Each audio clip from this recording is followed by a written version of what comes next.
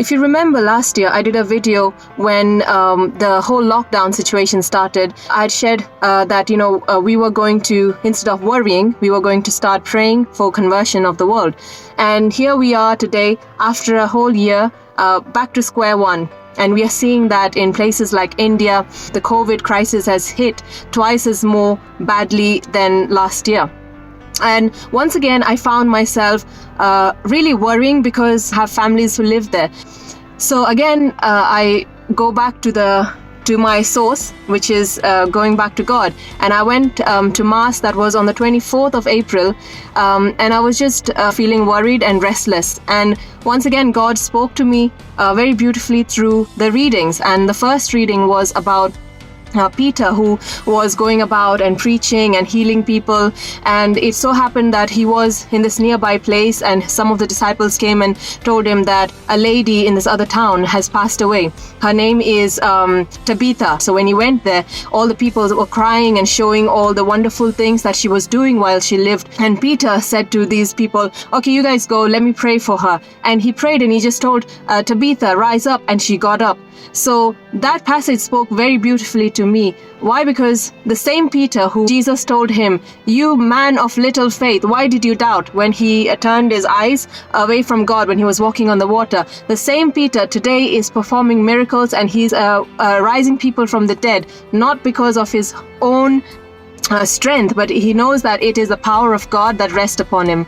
And today God calls me and you to be that same person of faith. I know it is really hard in this current situation to say that I have faith when a lot of people around us are dying. But this is exactly the time when we are called to be the people of faith. Despite the grim situation that we are in, God was asking me, can you be at peace? Can you have faith of a mustard seed? The day I started to really consciously remember that God is in control, doesn't matter what's happening around me, He is in control, I, for a start, felt peaceful, and I'm able to stop spreading all the worries around me. Why do we forget that even in the midst of this pandemic, there is lots of good things happening, though the media may not show it, though you may not realize, you may be in your little bubble of worry, but at the same time, God is bringing out good out of all this bad thing that's happening. Let me give you a few examples. Many parts of the world, people are starting to experience God in a personal way. In the midst of suffering, that's when God comes. In the midst of suffering, people experience the powerful presence of God.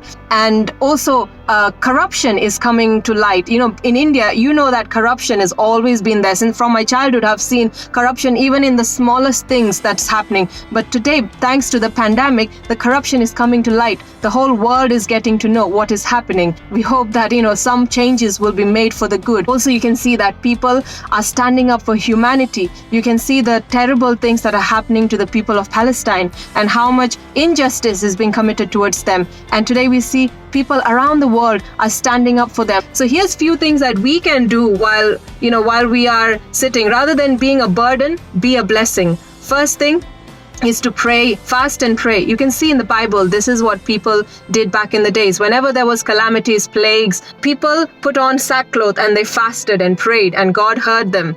Secondly, you can contribute in financial ways. When we start to realize that our life is very short and we only have this much amount to do. In fact, we don't even know if we have the next day. Today, someone has died. Tomorrow, it might be my day. We just don't know when is our next. The moment we start to see life in this way, everything that we deal with changes. And thirdly, the most important thing is to not be spreading terrible news around. If you want to do anything, start sharing something good, something positive that will motivate others. If this video has made any sense to you and if it has helped you, please do share it with others.